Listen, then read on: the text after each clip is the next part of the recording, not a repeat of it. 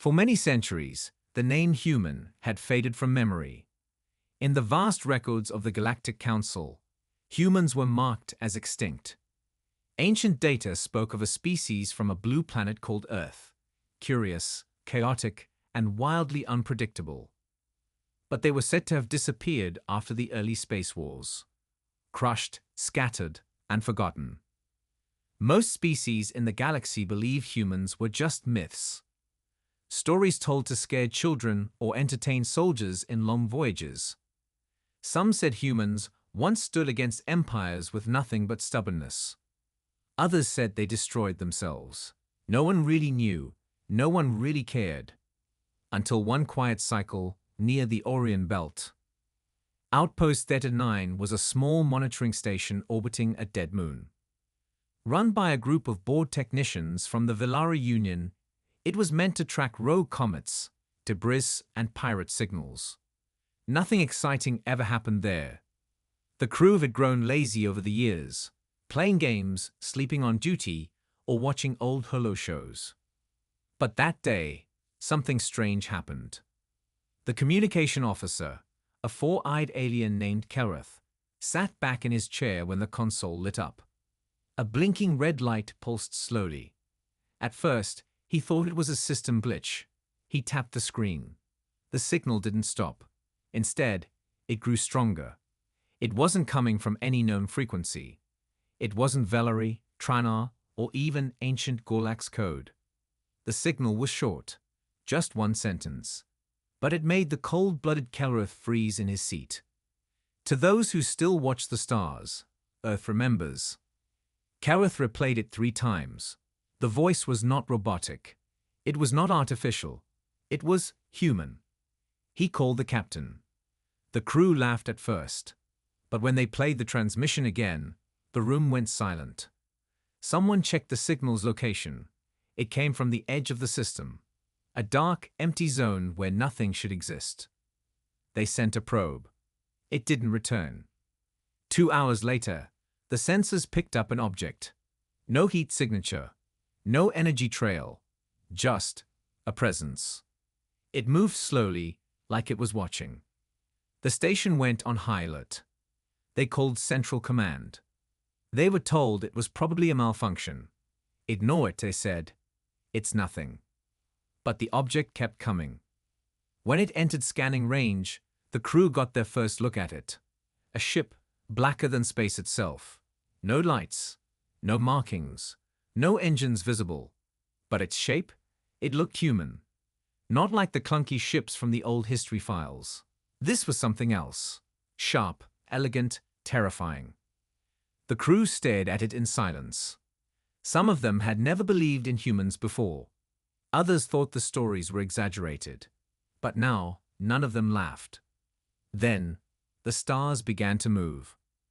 Dozens of small lights appeared around the object. More ships, all dark, all silent. They weren't sending messages. They weren't attacking. They were just there, watching. The Velari Union responded by scrambling a fleet, but they were too far away. By the time their ships would arrive, it could be too late. News spread across the galaxy. The Galactic Council held an emergency meeting. Leaders from all major species argued, was this real? Could humans have survived? Who had built those ships? No one had answers, but one thing was clear. This wasn't a random event. This was a message. And that message had been delivered. On a distant world, far from the Orion Belt, an old Tranar general stood watching a hologram of the ship. He had fought in the human conflicts 500 years ago. He had seen what humans could do. As he stayed at the silent black ship, he whispered to himself, "We should have finished them when we had the chance." Panic started to spread across the galaxy. The mysterious black ships near the Orion Belt had not moved. They just hovered silently, like predators waiting in the dark. No signals, no attacks, just silence. And yet, that silence was louder than any weapon. In the Velari Union, politicians argued in their grand chambers. Some believed it was a trick, a new species using the old human myth to cause fear. Others were not so sure. The engineers who studied the strange ship's silhouettes said it didn't match any known design in the galaxy, not even experimental ones.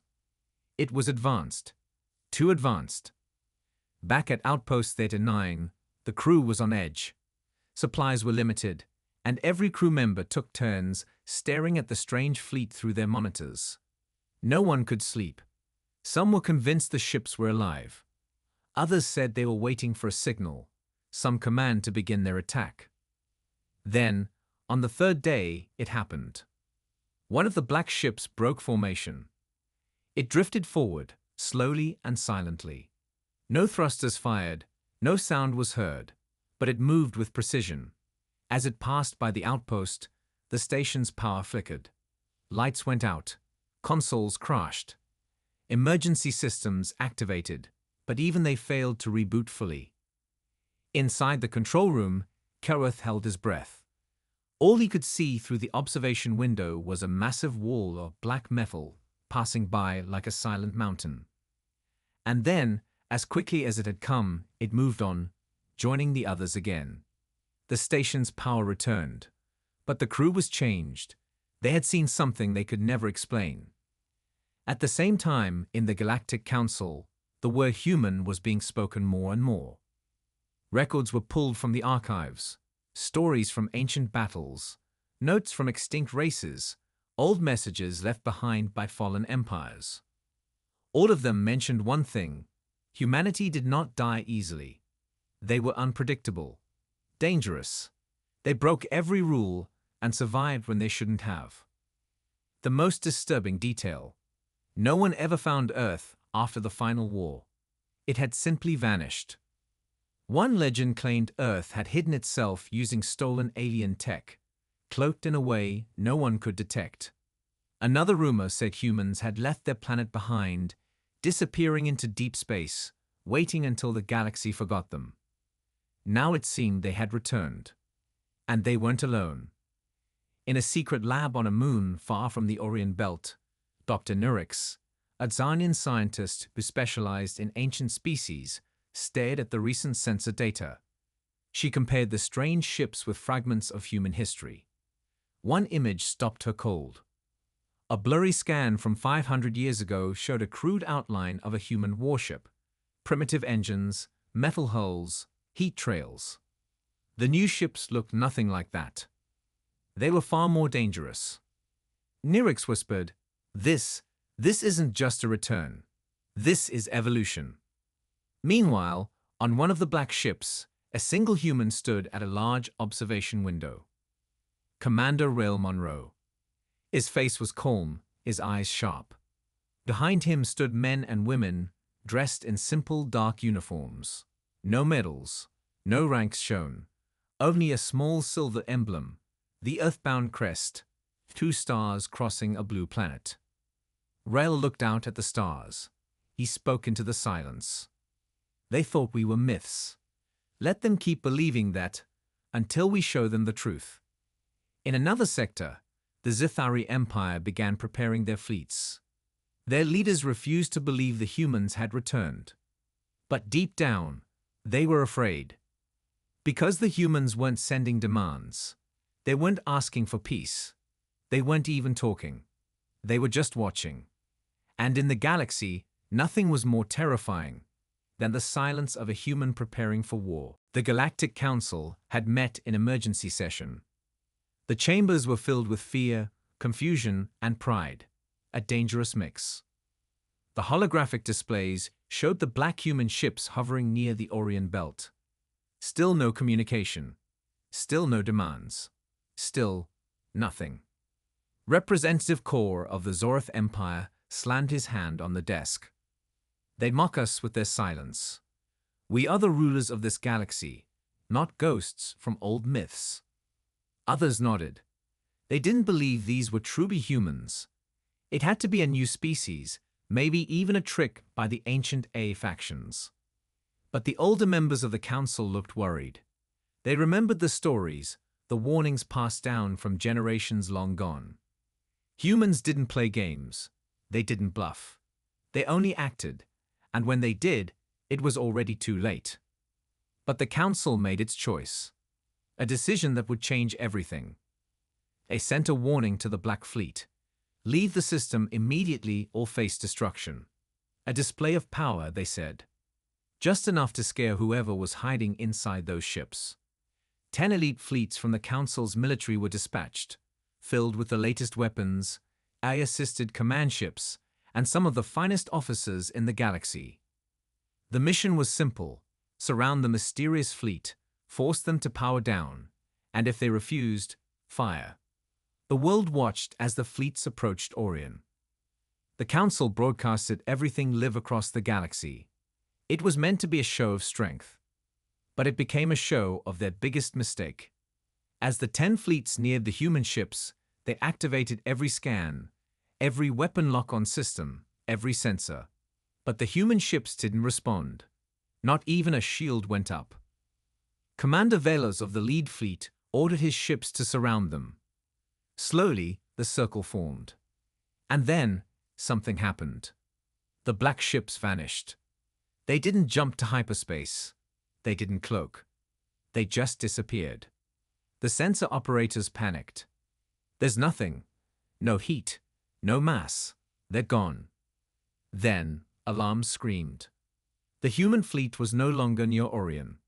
They were now inside the Council's territory, above their homeworlds, above their capital stations. And no one saw them move. On Velos's ship, warning lights exploded across the command deck. The communications officer screamed. New contacts. Thousands. No, tens of thousands, appearing across Council space. And then, a message. A single line. We gave you time. You chose to waste it. The Council's fleets tried to react. They charged weapons. They scrambled fighters. But it didn't matter. One by one, their systems failed. Power cores shut down.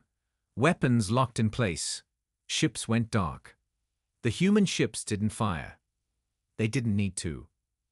In minutes, the Council's entire display of force was powerless, floating in space like broken toys. The galaxy watched in silence. And fear. On the capital world of the Council, panic erupted. Civilians screamed. Leaders tried to run.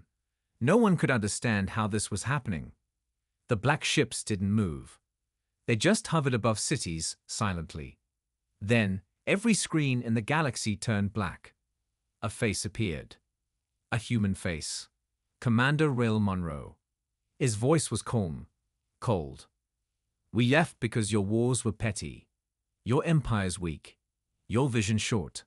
But now, you stand at our door again. And we won't warn you twice. The message ended. The ships vanished. And the galaxy fell quiet. In the aftermath, the Council scrambled to cover their failure. They called it a misunderstanding, a diplomatic misstep, but no one believed them. Smaller civilizations began pulling away from the Council. Old enemies of humanity started running scared. Some sent messages begging for peace. Others tried to hide. But it was too late. The humans were no longer legends. They were back. And this time, they weren't hiding. Across the galaxy, the name human echoed like thunder. News of the Council's defeat spread faster than light. Billions of beings across thousands of worlds had seen the black ships appear and vanish. No war, no destruction, but a message that shook everyone to their core. They were back. The species everyone thought was gone.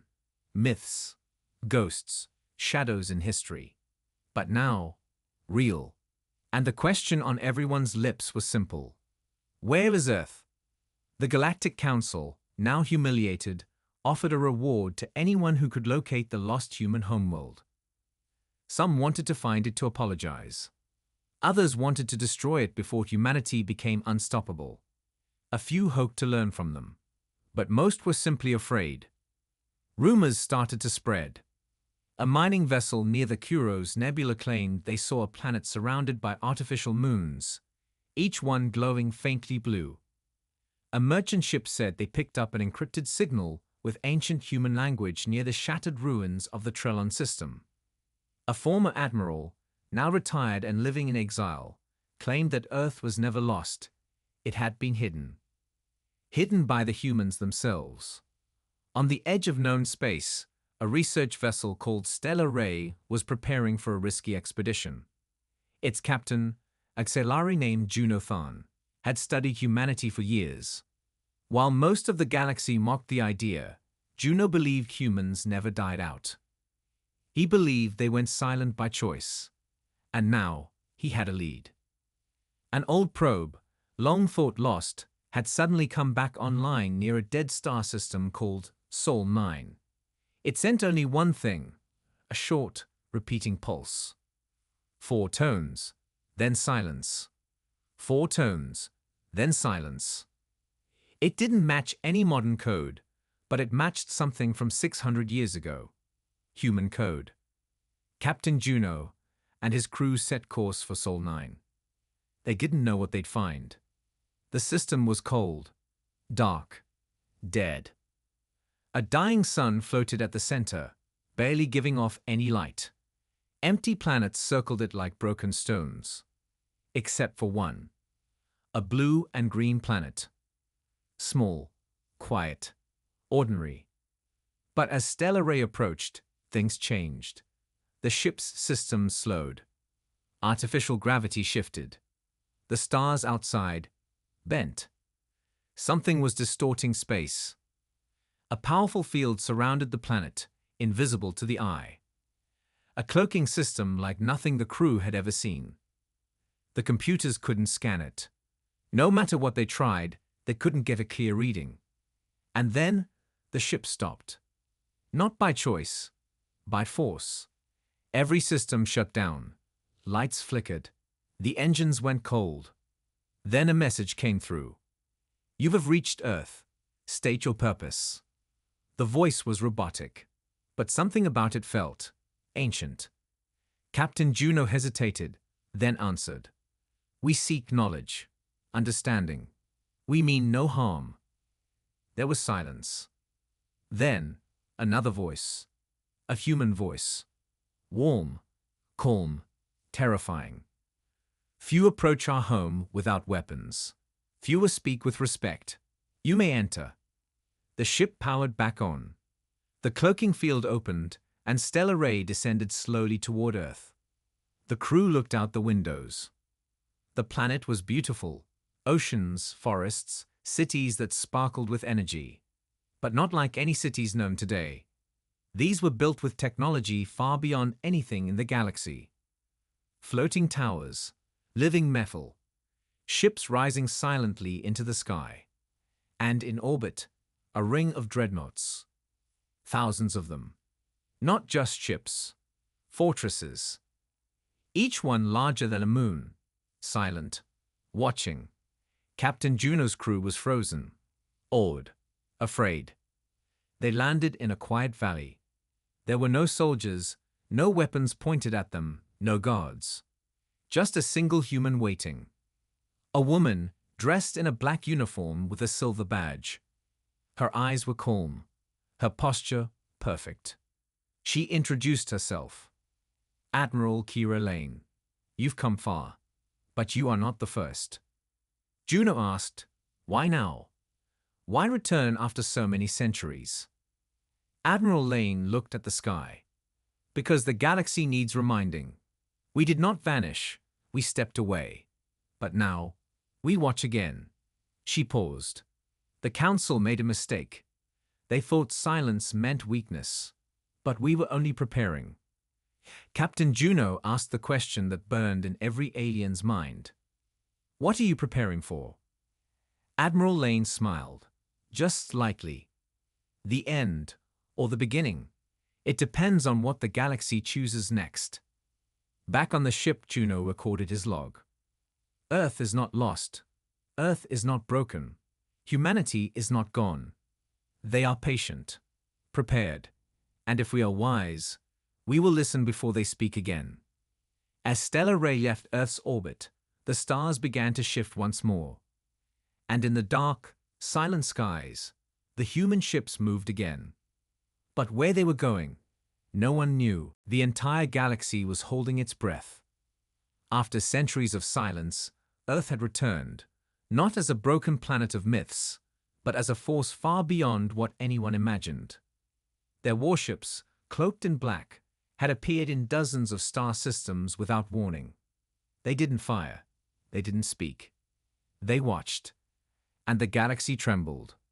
Every major species, Zorith, Evari, Kalan, even the stubborn Metrons, called emergency councils. What did the humans want? Were they going to attack? Were they going to take revenge? No one knew, but no one dared to strike first. Meanwhile, in the heart of neutral space, the Galactic Council held its most important meeting in 1,000 years. Inside a golden chamber surrounded by starlight, ambassadors argued, shouted, and begged. Some wanted to submit to humanity. Others wanted to strike before it was too late. A few believed the humans only wanted peace, if they were treated with respect. Then the room went silent. Because the lights flickered, and a shadow moved across the chamber ceiling. Without any warning, a hologram appeared in the center of the room. It was her, Admiral Kira Lane, the human. Her voice was calm, cold. You called this council to speak of us, but we offer only one message. The chamber fell completely still. You feared us when we were myths. You laughed when you thought we were gone. You conquered while we watched from the dark. But now, we give you a choice. The hologram zoomed out. Behind Admiral Lane stood thousands of dreadnoughts in orbit around Earth. And behind them, a single massive structure. It wasn't a ship. It wasn't a planet. It was something else. It looked like a gate, big enough for a moon to pass through. This is the Nexus, a path we built in silence. It leads to a place beyond your understanding, a new beginning, or the final war. Her voice sharpened. You may join us, learn, evolve, change. Or you may prepare for a war you cannot win. We will not invade. We will not conquer. But if attacked, we will finish what others begin. The hologram vanished. And across the galaxy, the countdown began. In the days that followed, chaos spread. Some species declared peace, rushing to send messages of respect to Earth. Others prepared their fleets, convinced this was a trick. On distant worlds, civil wars broke out over one question. Trust the humans, or fear them. Captain Junothan, now back on the stellar ray, watched as the galaxy fell into panic. He had seen Earth. He had spoken to Admiral Lane. And he knew one truth that others couldn't accept. The humans didn't want war. They wanted a choice. So he made his own. Juno gathered a group of scientists, leaders, and thinkers from different species. They launched a mission to approach the Nexus, not with weapons, but with curiosity. When they arrived at the edge of Earth's territory, the human ships appeared again. This time, they opened a path. No words were exchanged, no threats, just silence. The mission ship crossed into the Nexus. What they found inside was never fully shared with the galaxy. But the message they brought back changed everything. The last scene showed Earth from above. Blue oceans, green lands, silent cities filled with light. And then the camera pulled back, revealing not just Earth, but dozens of human outposts across deep space. All silent. All waiting. Because the humans didn't need to destroy the galaxy. They just needed to remind it. They were never gone. They were watching. And now, the galaxy was watching them.